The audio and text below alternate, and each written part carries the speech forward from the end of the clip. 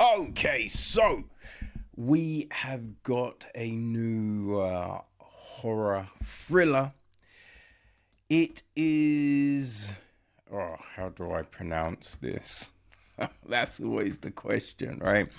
Saturnalia, I think that's how you pronounce it, right? It is directed and written by Daniel John Lerch.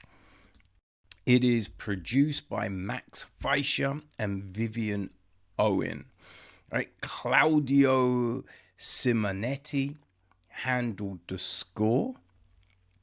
Max Fleischer, he also is on cinematography. Nick Wurz edits the piece. Andrew Carnwath is production design. Art direction, we have Joseph McCorkle. Rachel Armstrong is costume design. Hair and makeup, we have Rachel Austin Boxley, Ashley Fetterman, Lindsay Paulette. Yeah, that's hair and makeup. Then there is Jason Gopton, Chad Hesler, and Hannah Scott taking care of the stunt production. Okie dokie. So we have got Miriam Basconi, right, played by Sophia Anthony. Miss Hemlock is played by Velvet. Holden Sachs, played by Dante Blake. Hannah Blankenship is played by Amari Dion. Maddie Sipe plays Kathleen Brooks. Nancy Miller is played by Morgan Messina. Gilda, played by Lillian Kuchard.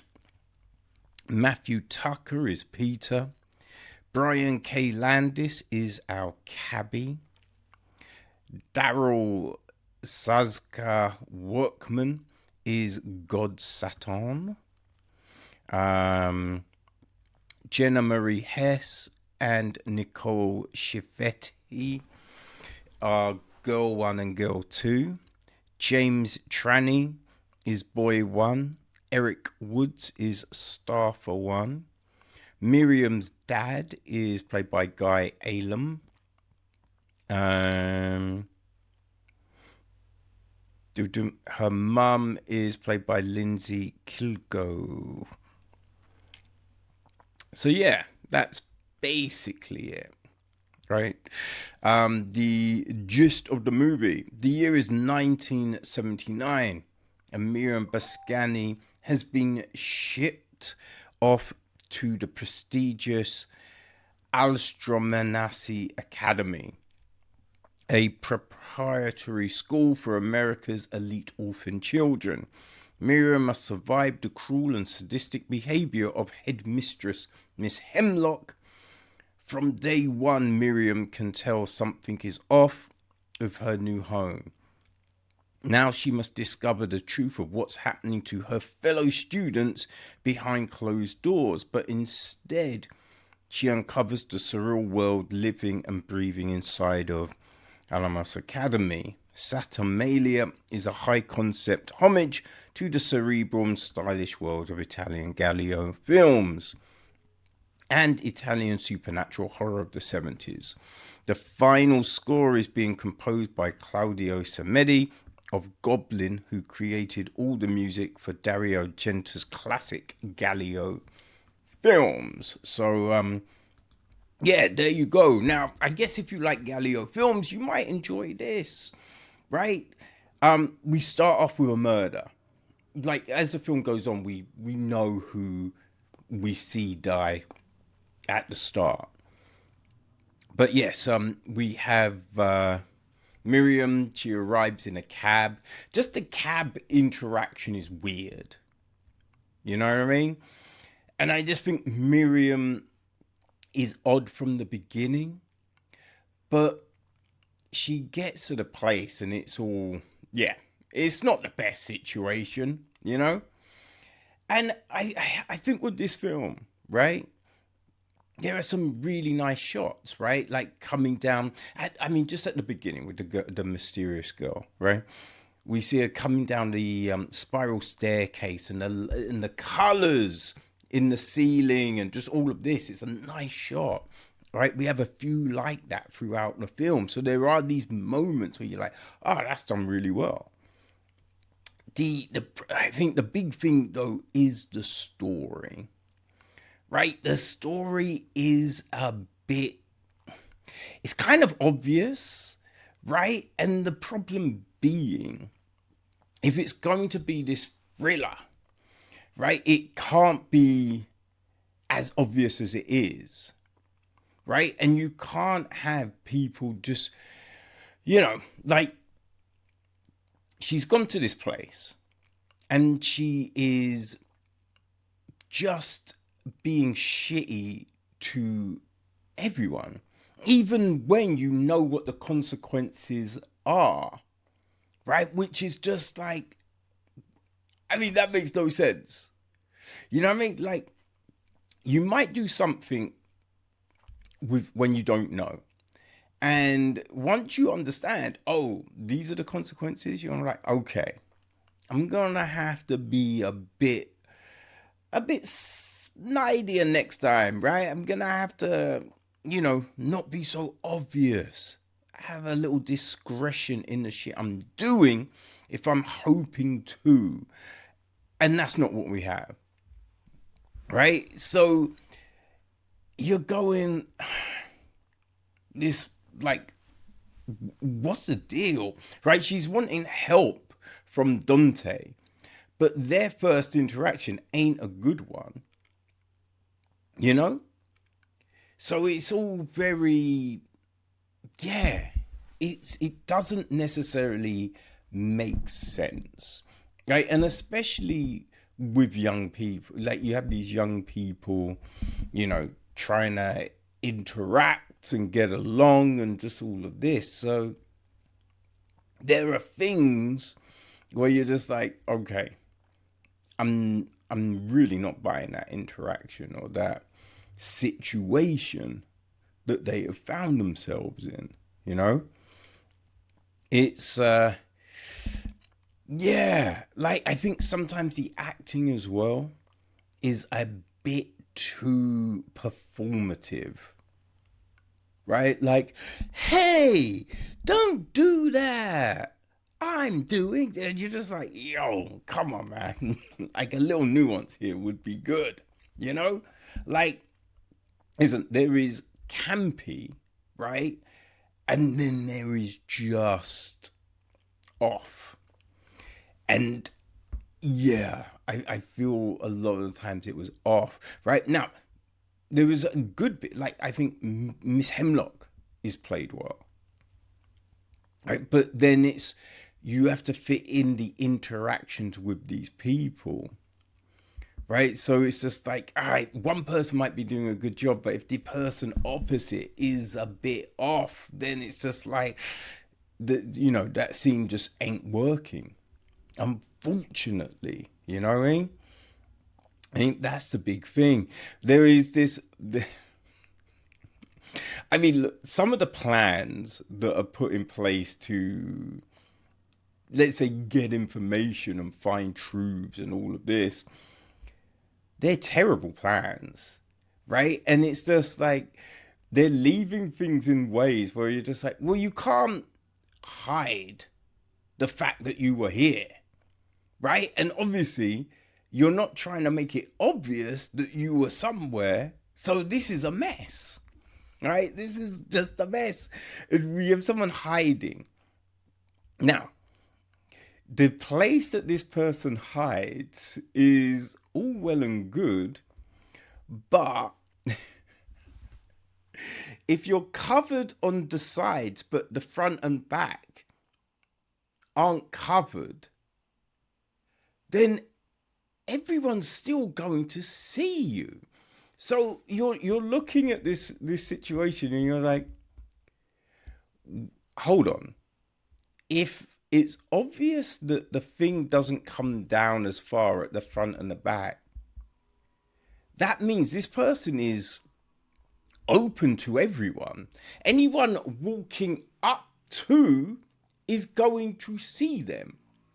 And it wasn't just people, you know what I mean? They didn't just come from the side. They were coming from the front too. So it's just like, yo, how is it no one's seeing this person? Right? Like, how is it no one's seeing this person? This is bonkers. But I think also when you've got people in close proximity to each other, smells become very apparent. So if perfumes have been used, aftershaves, sweat, just all of these things, you know what I mean?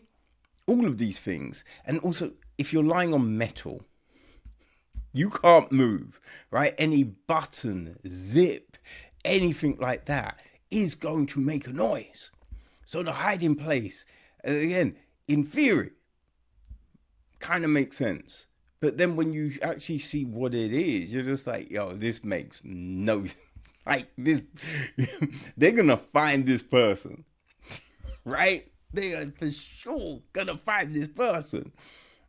It is, a little bonkers,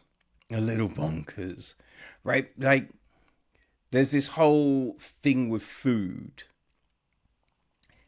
But another issue is, no one looks like they've had too much or they've had none. So it's kind of like, to have this kind of sequence work, we have to see physical changes in certain people. And we do not. Right? So it's just like, you can't then believe that any of these things have kind of happened when that's the case, right? So there's a lot of weird things, like even, there's this apology that comes for something, but you're just like, I mean, if you know, like if that has happened to you, are you really trying to have it happen to anyone else? Right? Like an apology don't really cut it. Right? It's like, oh, I'm sorry, I was just having a bad, you're like, yo, nah, son, that don't cut it. You know what I mean? So yeah, there's a lot of things, like aesthetically, the film does look kind of the part, right? It does kind of feel a little bit of the time, and I think the effect they're going for, they've got aesthetically, but it's just acting and story don't always come together. You know what I mean? Like, just there's meant to be this kind of twist at the end, right? It doesn't really work, because I think what we have seen, like there's another sequence about halfway through maybe, or just at the beginning of the last third. And there is this whole thing with a character. Their reaction does not fit in with then what we see of them later on, right? Because if it's all a thing, you're not acting, because what it is, no one can see what they're doing, right? So you don't have to be performative, right? You don't have to try and sell. You just have to sound it, right? So facially, bodily, you can be anything else, right? You can be smiling, right? It doesn't matter because they can't see. So it just invalidates this thing, And I think that's the thing with the thriller, right? And we see people do it all the time, right? It's meant to be this big mystery, but it's only because you didn't lay anything out, right? So then you're at the end, you're like, surprise! And you're just like, yo, but the way you showed everyone the thing, obviously no one's jumping to this conclusion because you didn't show it. right? It's all about leaving crumbs that people might pick up on, but you're hoping they don't, right? Because you've done it in this certain way. And yeah, that's the thing with this. There's no crumbs, right? So, I mean, you just look at situations and go, yeah, that's a bit weird, right? So, I think you know where it's going, but it's not necessarily done in a way where it is leading to suspense, you know? But that's the thing. I think it's definitely going to work with people, you know? I think there's a clear audience for this kind of campy, hammy kind of, suspense type of horror, right? So I think if that's your jam, Saturnalia will definitely work for you. I think it came out slightly earlier than it was meant to be. So I believe it is out now on all your favorite platforms. The links will be on the webpage, people. So if you want to check it out, Saturnalia, just hit any of the links on the webpage for this episode.